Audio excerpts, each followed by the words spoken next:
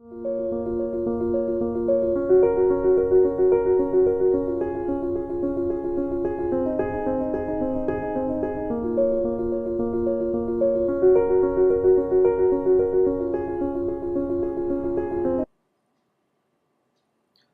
students, I am Prakash, Academic Advisor, Masterminds. Here is a very small video on care to be taken after completion of each examination in public exams.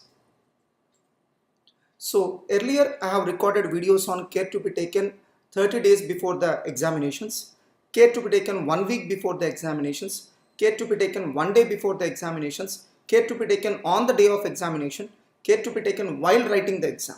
All these series of videos I have been doing, and this is also a part of that series. So immediately stop thinking about the exam that you have already written, either good or bad.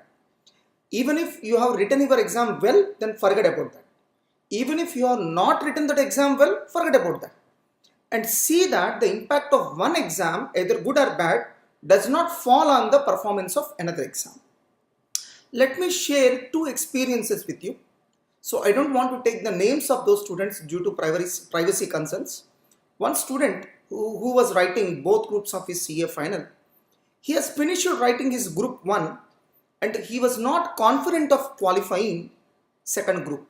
So group 1 he has finished writing all the exams. Somehow he was not happy with his performance of group 1 and he thought of quitting the exams of group 2. That means he wants to drop the examinations of group 2. All of a sudden at night 10 o'clock his father made a call to me. Sir, this is what my son is thinking. Do you recommend the same? Luckily his father is also a chartered accountant. So the only thing I have stated is, sir, irrespective of his confidence levels, irrespective of his assessment, irrespective of his satisfaction levels, let him write the group 2 also. So by quitting group 2 now, he is not going to gain anything. That's why since he has applied for both the groups, let him write both the groups. So after results, the same student has secured All India 13th rank in CA final. You can understand how tough it is to get a rank at CA final level. The problem is that student has underestimated his own performance. He has performed well, but since his expectations were very high, he thought that he did not written well. But actually he has performed well. That's why he was able to get All India 13th rank at CA final level. Let me share another experience. There is one more student who has written his first examination of CA final, that is FR, financial reporting. Somehow he was not happy with his performance. And what he told to me is, sir, I have written examination only for 60 marks. And I am not sure of qualifying this FR paper. I just want to quit this entire examination of both the groups and I will go and attempt the next attempt. And what I said is, dear student, don't afraid about your result. Do your duty. Your duty is to write the exam. You sincerely write the exam. Yes, of course, I agree that the question paper is very tough. Since the question paper is tough, you may get relaxation in valuation. Valuation will be liberal. Don't know what will be the sort of marks that you will get. As you said that you have written only for 60 marks, let's hope for the best. Let's see what will happen. Forget about result. You write the examination for both the groups. This is what we have told to him. And he has listened to our words and he has written his all the examinations of both the groups. And immediately after writing his exams, he joined for revision exams with us and started preparing for next attempt once again, thinking that he will not be able to qualify. He got qualified in both the groups and he got around 65 marks in FR paper. He said that he has written exam only for 60 marks, but he got 65. Same is the case. Sometimes we underestimate our own performance. Sometimes we overestimate our own performance. That's why see that the impact of one exam does not fall on the next examination. Once you have written your exam, it means your duty is over. You should stop thinking about that exam from that moment onwards. For example, I have donated some 1 lakh rupees to TTT, Tirumala Tirupati Devasthanam. The moment I donated 1 lakh, I shall forget about that 1 lakh. It's not my money. I am least bothered whether TTD is utilizing that 1 lakh in a proper manner or not. That's not my bothering. The moment I have donated, I am no way concerned with that money. I am least bothered whether that money is properly utilized by TTD or not. So that attachment and detachment, both you shall learn. The moment you have written your exam, you must get detached to that exam. You are no way concerned. Forget about everything about that exam. You think about only the future, because you cannot change the past. Past is not there in your hands. The only thing you can change is future. That's why only think about the next exam. If the question paper is tough, don't worry, valuation will be liberal. So you may feel that you are not written your exam well, but until you see the marks awarded to you, you cannot come to any judgment. You may be wrong in your assessment. Even if you did not write your exam well, forget about what has happened and think about the next exam.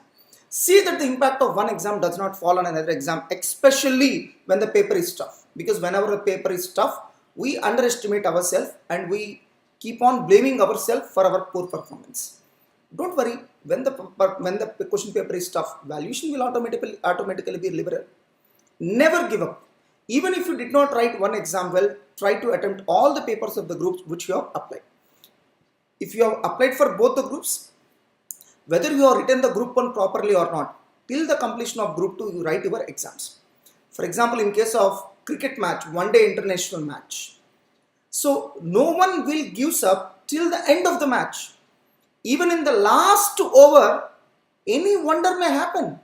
Any miracles may happen. And we have seen several incidents where the entire match gets turned up in just 1 or 2 last overs. That's why, my dear students, never give up. You need to wait till the completion of exams and perform well. Your only duty is keep performing well. Forget about result. If you have applied for both the groups, then try to attempt both the groups even if you did not perform well in group 1 exams. In simple words, see that the impact of group 1 does not fall on group 2. If you do so, you may qualify in group 2 but not in group 1. Anything is okay, na? You may fail in group 1, but at least you will qualify in group 2. If group 1 papers are tough, obviously group 2 papers will be easy. Why don't you take an advantage of that? Even if you did not prepare well for group 2, at least to prepare the guest questions are important areas in all the chapters and attempt group 2 also. If you have applied for both the groups and you did not prepare well for group 2, don't worry. You prepare all the important questions and go to the exam. So you may qualify in group 2. Let me share my own experience. When I have written my CA final exams, I was not at all confident of group 2. I was confident of group 1 of qualifying, but I was not confident of group 2. So for me, DT and IDT, direct taxes and indirect taxes, used to be like nightmare. I did not like those subjects. That's why I did not prepare well. But due to my brother's pressure, I have written both the groups. I have applied for both the groups and I have written both the groups. As far as DT and IDT is concerned, I have prepared only the amendments. Luckily, in my attempt, there was a huge weightage for amendments, and I just got 40 marks, only 40 in my IDT paper, and I qualified both the groups because I got surplus marks in group 1. If I have written group 2 alone, I would have not qualified because I did not got the 200 marks of aggregate in group 2. Luckily, I got some surplus marks in group 1 and those surplus marks got carried forward to group 2 and I qualified both the groups. If I have not written my group 2 in that attempt, I would have not become a chartered accountant by this time. So, I have become a qualified chartered accountant only by one thing. I have listened to the words of my brother and written all my exams sincerely, irrespective of my confidence levels. So that's why, my dear students, never give up. You try your level best till the end. Immediately start preparing for the next exam. The moment you have written your exam, your duty is over. You start focusing on the next exam. Don't discuss anything with anyone, especially with respect to your performance. Don't discuss anything with anyone. Don't listen to the conversation of others with respect to exams. Whatever you are written, you are written. Forget about it. Don't discuss answers of any questions after completion of exam. If possible, you better tear off the question paper after completion of exam. If you don't have self-control, you better tear off the question paper. If you have self-control, keep it aside and don't look at the question paper. And don't worry whether you have written correct answers or not. Forget about what you have written. Immediately after completion of each exam, you will have 1.5 days of time to prepare for the next exam. Assuming that exams will be conducted on alternative days, utilize that time in the best possible manner. So prepare a perfect plan to prepare for the next exam. That means you identify the number of hours available in this 1.5 days. You will have at least 24 hours of time. At least 24 hours of time to prepare well for the next exam. You allocate this 24 hours of time for each chapter. So this chapter 1 hour, this chapter 2 hours, this chapter 3 hours, this chapter 1 hour. In that manner, you allocate the available time among all the chapters. If you don't allocate, what happens is, you will start with the first chapter. You will try to prepare each and every question, each and every problem given in that chapter. By the time you finish off that chapter, you might have already finished 4 to 5 hours of time. So it will create unnecessary tension in you. That's why you allocate your available time among all the chapters in a perfect manner and stick to that. If you allotted 2 hours for a chapter, you strictly prepare the chapter in only 2 hours. Don't allot additional time for that chapter. If in your earlier revision you might have striken off some easy or unimportant areas, don't waste your valuable time in revising those areas. Whatever the things you have striken off, leave it. Don't prepare those areas. Whatever the things you have marked as important, focus on those areas. Whatever the areas you have not striked off, focus on those areas only.